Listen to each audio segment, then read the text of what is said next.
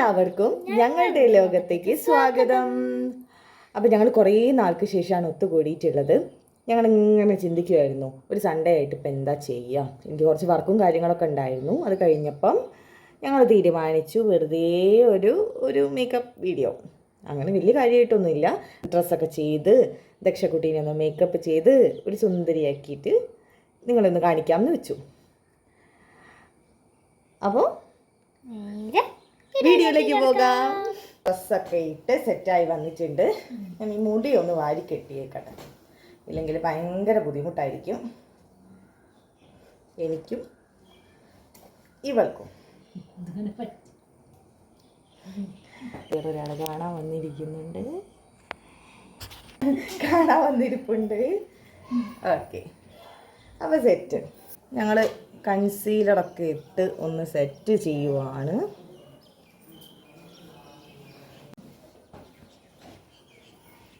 ഒരു ബ്ലെൻഡർ വെച്ചിട്ട് ഒക്കെ ഒന്ന് നന്നായി ബ്ലെൻഡ് ചെയ്ത് കൊടുക്കുന്നുണ്ട്.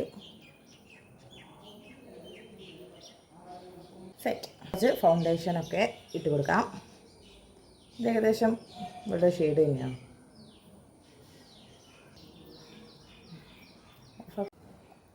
ഏത് കളറാണ് വേണ്ട ഷെയ്ഡും? This one. ഇതും ഗോൾഡനും കൂടെ മിക്സ് ചെയ്തിടാം അല്ലേ? ഓക്കെ. കണ്ണടച്ചേ. ബ്രഷൊക്കെ ഉണ്ട്, പക്ഷേ എനിക്ക് ബ്രഷ് ഉണ്ടെങ്കിൽ പോലും കൈ കൊണ്ടിടാനാണ് ഇഷ്ടം. അപ്പോൾ കുറച്ച് ബ്ലഷ് ഇടുവാണ്. രണ്ട് സൈഡിൽ ഇട്ട് കൊടുത്ത് ചെറുതായിട്ട് ഒന്ന് ബ്ലെൻഡ് ചെയ്ത് എടുക്കുന്നുണ്ട്.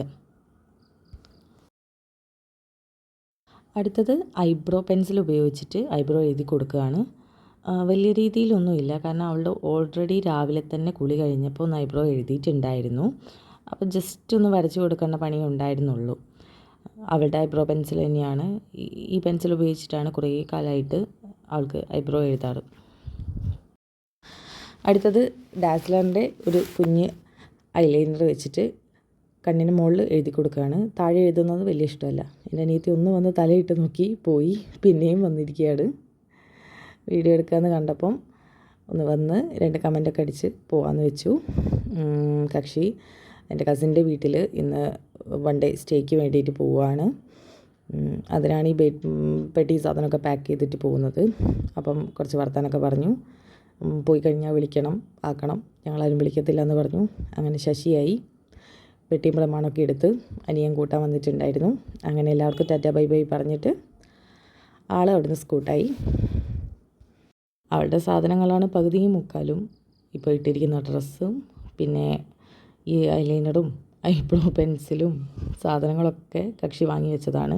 പിന്നെ ലിപ് ബാം ഇട്ട് കൊടുക്കുന്നുണ്ട്. പിന്നെ അവൾക്ക് പിങ്ക് ഷെയ്ഡ് വേണമെന്ന് പറഞ്ഞിരുന്നു. അപ്പോൾ പിങ്ക് ഷെയ്ഡ് വെച്ചിട്ട് തന്നെ ലിപ്സ്റ്റിക്ക് ഇടാമെന്ന് വിചാരിച്ചു ആദ്യം. പിന്നെ ഞാൻ വിചാരിച്ചു വേണ്ട, ഒരെണ്ണം കൂടി മിക്സ് ചെയ്തിട്ട് ഒരു ഷെയ്ഡ് ഉണ്ടാക്കാം, കുറച്ചും കൂടി അടിപൊളിയാക്കാം എന്ന് വിചാരിച്ചു. അത് കഴിഞ്ഞപ്പോൾ ഞാൻ വളയൊക്കെ കൊടുത്തു. കക്ഷി വളയൊക്കെ ഇട്ടു. എൻ്റെ വള തന്നെയാണ്. പിന്നെ ഞാൻ മുടി കെട്ടാൻ തീരുമാനിച്ചു.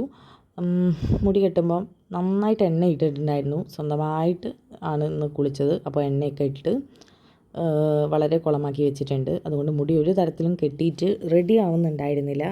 പിന്നെ ശ്രമമൊക്കെ ഉപേക്ഷിച്ചു. അപ്പോഴാണ് അമൃതേച്ചിയും നമ്മുടെ കുട്ടി തേവാങ്ക് കൂടി എത്തിയത്. അപ്പം ആളൊരു സ്നിക്കേഴ്സും കൊണ്ടുവന്നതാണ്. ചേച്ചീനെ മാറ്റുന്നൊക്കെ കണ്ടപ്പോൾ ഭയങ്കര സന്തോഷം. സ്നിക്കേഴ്സ് കൊടുക്കാൻ നോക്കിയപ്പം ഞാൻ പറഞ്ഞു വേണ്ട, കുറച്ച് കൊടുക്കാം എന്ന് പറഞ്ഞു. പക്ഷെ ആൾക്ക് വേണ്ടിയിരുന്നില്ല. അങ്ങനെ കുറച്ച് നേരം വർത്താനൊക്കെ പറഞ്ഞ് അങ്ങനെ പോയി. പിന്നെ ഞങ്ങൾ മുടി കെട്ടാൻ നോക്കി, പക്ഷേ റെഡി ആവുന്നുണ്ടായിരുന്നില്ല. എണ്ണമയം കൊണ്ട് ഒട്ടും വൃത്തി ഉണ്ടായിരുന്നില്ല. അങ്ങനെ അവസാനം ഞാൻ നെറുപ്പെടുത്തിട്ട് 2 സൈഡും സ്ലൈഡൊക്കെ കുത്തി വയ്ക്കാം എന്ന് വിചാരിച്ചു. കക്ഷി മുന്നിൽ മുടിയൊക്കെ ഒരുപാട് മുറിച്ചൊക്കെ ഇട്ടിട്ടുണ്ടായിരുന്നു സ്വയം.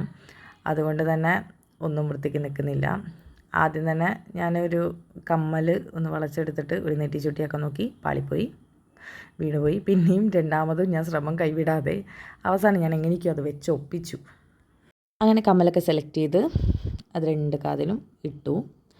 പിന്നെ ഒരു ഷോൾ എടുത്തിട്ട് അത് സെറ്റ് ചെയ്യാനുള്ള തത്തപ്പാടിലാണ്. അതിനുള്ളിൽ കൂടെ വലിയമ്മ ഇങ്ങനെ വന്ന് നോക്കുന്നുണ്ടായിരുന്നു.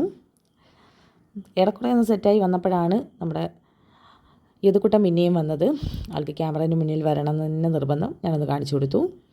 അങ്ങനെ ഏറെക്കുറെ ഞങ്ങൾ സെറ്റായി. പക്ഷേ എന്നാലും ഞങ്ങൾ വിചാരിച്ച പോലെ അങ്ങ് റെഡി ആയില്ല. ആകെ മൊത്തം ഒരു ബഹളമയമായിരുന്നു. വൈകുന്നേരം ആരും ഉണ്ടാവില്ല, സ്വസ്ഥമായി എടുക്കാമെന്ന് വിചാരിച്ചപ്പം വീട്ടിലുള്ള എല്ലാവരും പോകുന്നവരും വരുന്നവരൊക്കെ ക്യാമറേൻ്റെ മുന്നിൽ കയറി നിറങ്ങുന്നുണ്ടായിരുന്നു. അങ്ങനെ എന്നാലും വേണ്ടിയില്ല, ഞങ്ങൾ ഒപ്പിച്ചൊരു ഗെറ്റ് റെഡി എടുത്തു.